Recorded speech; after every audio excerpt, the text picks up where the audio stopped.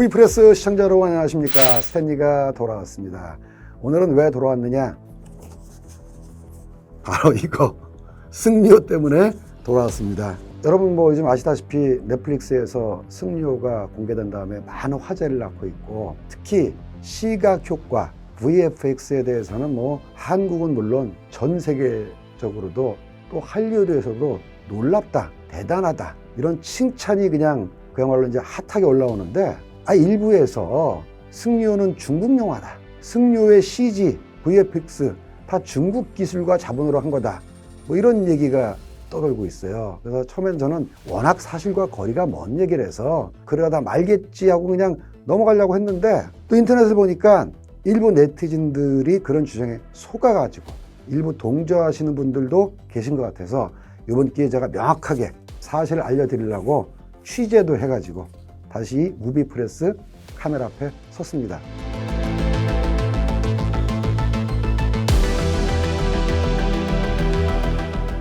자, 결론부터 말씀드리면은 승리호는 한국 영화고요. 철저하게 한국의 인력과 기술로 만들어진 영화입니다. 물론 영화 자체는 먼 미래를 배경으로 한 우주 SF이기 때문에 다국적 캐스팅이 등장을 하고, 언어도 다국적 언어가 나오고, 설정도 굉장히 국제적인 설정이 많이 있어요. 그렇다고 해서 한국 영화가 아닌 건 아닙니다. 한국 감독이 만들고 한국의 자본과 기획력과 한국의 기술진과 한국의 스태프들이 만든 영화인데, 일부 외국 자본이 들어온 부분이 있죠. 여러분 영화 시작할 때 보면은 제공사라고 쭉 뜬단 말이죠. 제공사는 뭐냐면은 그 영화에 자본을 투자한 회사입니다. 당연히 한국 회사가 가장 많이 자본을 투자했으니까는 제공사 맨 앞에 있고, 여러 제공사, 공동 제공사라고 하는데 거기에 중국 회사도 있어요. 그 다음에 영화 끝났을 때 바로 끄지 마시고 그 넷플릭스 상단에 보면 크레딧 보기라고 있습니다. 크레딧 보기.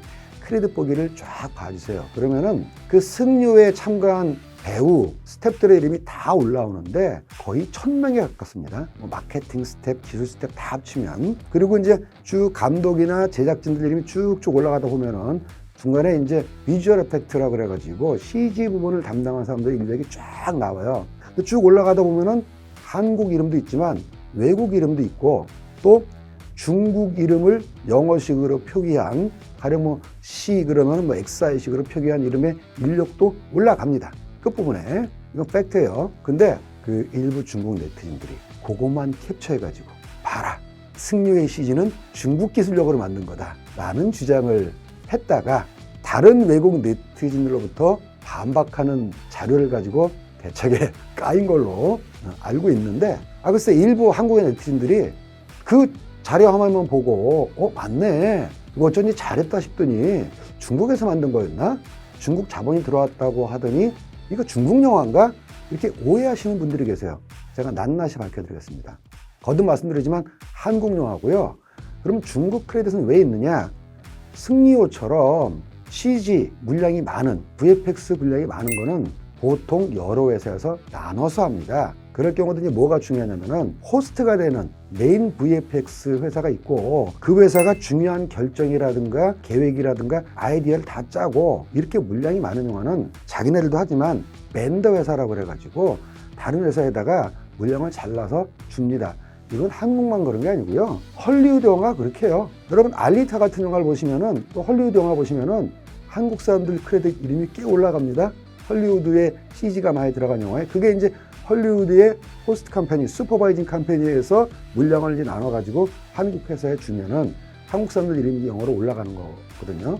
마찬가지로 승리호도 워낙 컴퓨터 그래픽 물량이 많기 때문에 한국에서 총괄을 하고, 기술 자문, 기술 지도 다 하고, 아주 좀 간단하고 난이도가 좀 쉽고, 그야말로 이제 사람 손이 좀 이렇게 있으면 되는 비교적 단순 작업은 하청을 주는 경우가 있어요. 특히 어디에?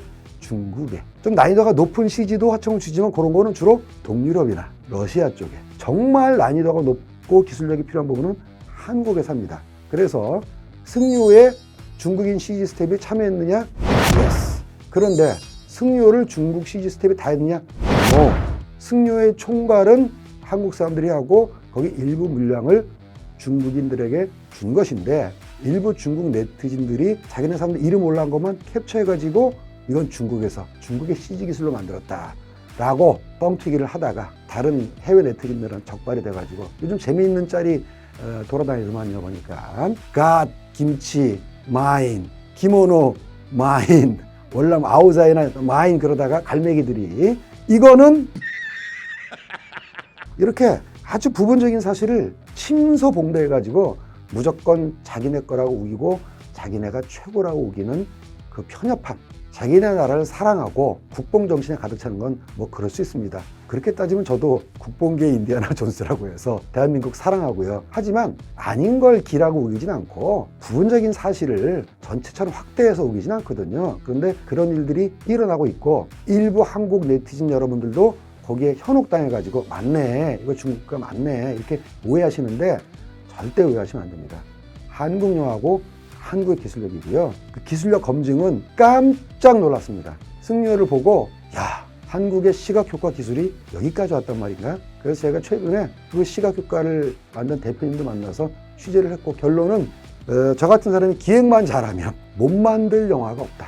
스타워즈도 만들 수 있고 만달로리안도 만들 수 있고, 이번에 그 승려를 만들었던 그 시각효과를 했던 그 회사는 파주에 아주 어마어마한 LED 스튜디오를 짓고 있어가지고 헐리우드 분량까지도 소화할 준비를 하고 있다고 합니다. 그러니 이런 한국의 기술력 앞에서 거짓말을 하거나 침소봉대하는 이런 사람들의 말에 현혹되지 마시고 앞으로도 계속해서 한국 영화 사랑해 주시고요. 한국 영화의 기술력들, 또 연출력, 연기력 계속해서 주목해 주시기 바라겠습니다.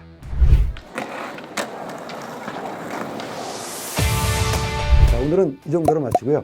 다음번에 더 재밌는 컨텐츠로 돌아오겠습니다. See you next movie!